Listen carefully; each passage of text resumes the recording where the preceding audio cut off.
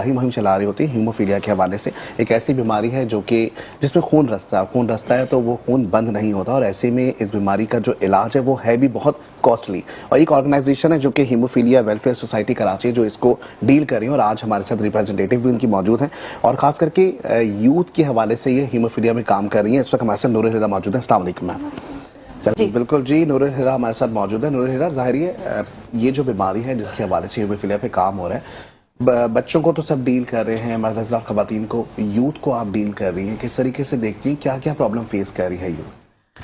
سب سے پہلے تو آپ کا بہت شکریہ جو آپ لوگ کے پروگرام نے ہم لوگ کو یہاں پر انوائٹ کیا.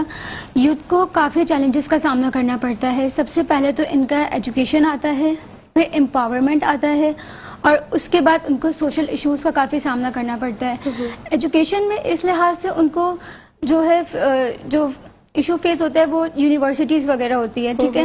اب اس میں وہ لوکل ٹرانسپورٹ وغیرہ یوز نہیں کر سکتے, ظاہر سی بات ہے ان کے جوائنٹ بلیڈز ہو جاتے ہیں, وہ ریگولر کلاسز نہیں لے سکتے, جس کی وجہ سے ایک لائک یونیورسٹی میں ایک ہوتا ہے نا کہ شارٹ آف اٹینڈنس ہو جاتی ہے تو ایگزام نہیں دے سکتے, جس کی وجہ سے پیشنٹس ہمارے پاس آتے ہیں. پھر ہم ان کو میڈیکل سرٹیفکیٹ پرووائڈ کرتے ہیں, اس پہ بھی ان کو کافی ایشوز ہوتے ہیں. یونیورسٹی پیپر کٹ سے بھی ہم نے سنا ہے کہ وہ اکثر بیشتر بلیڈنگ ہو جاتی ہے. جی, اگر جیسے کہ چل رہے ہیں پیر مڑ گیا, یونیورسٹی میں جیسے نارمل چل رہے ہیں, ٹھیک ہے, اگر پیر مڑ جائے تو وہ فوراً بلیڈ اسٹارٹ ہو جاتا ہے.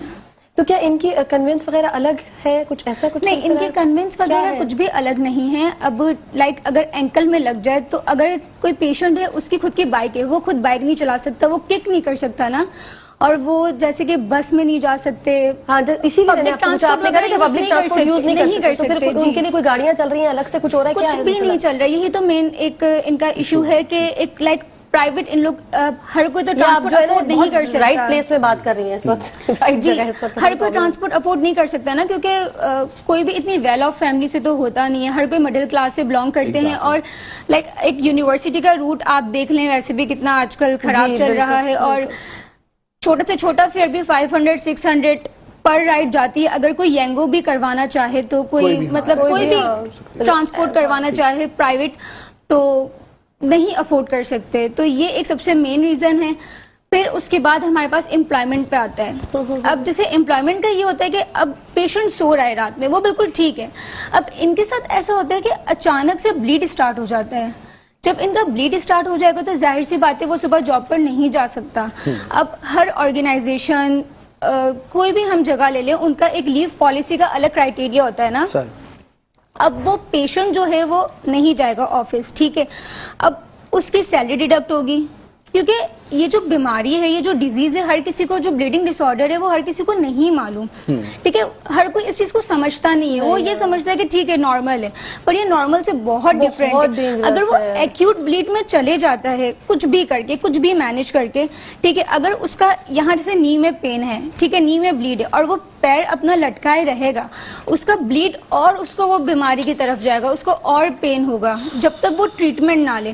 اور ٹریٹمنٹ لینے کے لیے اس کو سینٹر آنا پڑے گا, 2 سے 3 دن اس کو ٹریٹمنٹ لگے گا, پھر اس کے بعد وہ کیور ہوگا, اور پھر وہ اپنی آفس والی لائف کو کر سکتا ہے. ٹھیک ہے نوراللہ, اس کو ہم کنٹینیو کریں گے. یہاں وقت ہوا ہے ایک شارٹ بریک کا, جلدی سے جا رہے بریک پہ واپس آ رہے ہیں, ہمارے ساتھ بنے رہے گا. خاص کر کے ہیموفیلیا کے مریض جو کہ اسپیشل ہے, ان کے لیے ایٹ لیسٹ جو گاڑی کا جس طریقے سے انہوں نے پرابلم بتایا اس کو بھی ریزالو کیا جائے. بالکل کیا جائے, اور جیسی جتنی بھی سہولتیں ان کو درکار ہیں وہ جینوئن ریزن ہے. اچھا, اویئرنیس پروگرام کوئی بناتے ہیں, کیونکہ دیکھیں ہمیں بھی جب پتہ چلا تو ہمارے لیے ایک نئی چیز تھی. ہم جیسے اور ہزاروں لوگ ہوں گے جنہیں پتہ ہی نہیں ہے.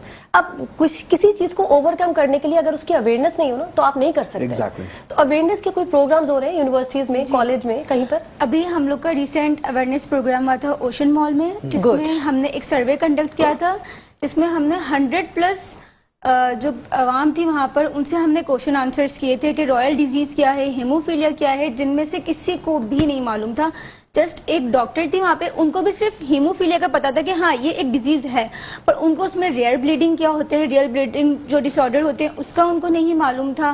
ان کو یہ نہیں معلوم تھا کہ یہ ایک رائل ڈیزیز ہے. تو اویئرنیس نہیں ہے لوگوں میں. تو اس طرح جو ہماری یوتھ ہے نا, وہ پبلک میں جا کر ہم ان سے کوشچن آنسرز کرتے ہیں, ان کو ہم اس بیماری کے بارے میں آگاہ کرتے ہیں. ہم نے ایک اوشن مال میں سروے کنڈکٹ کیا, ہم نے ایک ملینیم میں سروے کنڈکٹ کیا, ہم نے ہائپر اسٹار میں سروے کنڈکٹ کیا ہے.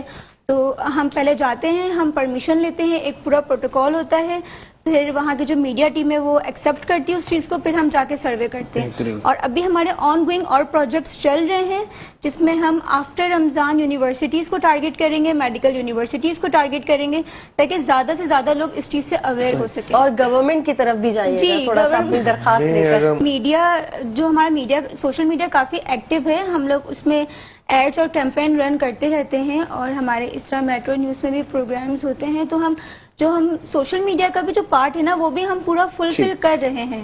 اچھی بات, اچھی بات. ٹھیک ہو گیا. اب میرا خیال ہے ہم ہاں, نور الحرا آپ کا پیغام دینے کا وقت ہے شروع, اور وہاں چلے جائیں کیمرے کی طرف. تفصیل سے دیجیے آپ, اور جو جن سے درخواست آپ کرنا چاہتی ہیں کہ آپ کے کام ہونا چاہیے وہ ضرور بولیے گا.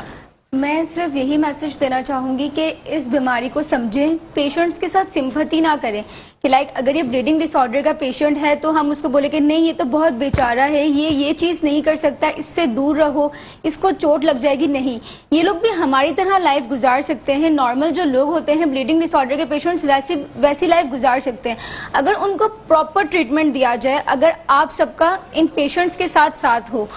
جیسے اگر آفیسز وغیرہ میں, فیکٹریز میں اگر آپ کے پاس 1000 امپلائیز میں سے اگر ایک پیشنٹ ہے تو آپ ان کو فیسیلیٹیٹ کریں, اس کے ڈیزیز کو سمجھیں. یونیورسٹیز, کالجز وغیرہ میں اگر کوئی بچہ اس بیماری کی وجہ سے, اس ڈس آرڈر کی وجہ سے ایبسینٹ ہو رہا ہے, وہ ٹائم پر کلاسز نہیں لے پا رہا, تو اس کو فیسیلیٹیٹ کریں, ان کے ساتھ سمپتھی نہ کریں, ایمپتھی کریں. ٹھیک ہو گیا, تھینک یو.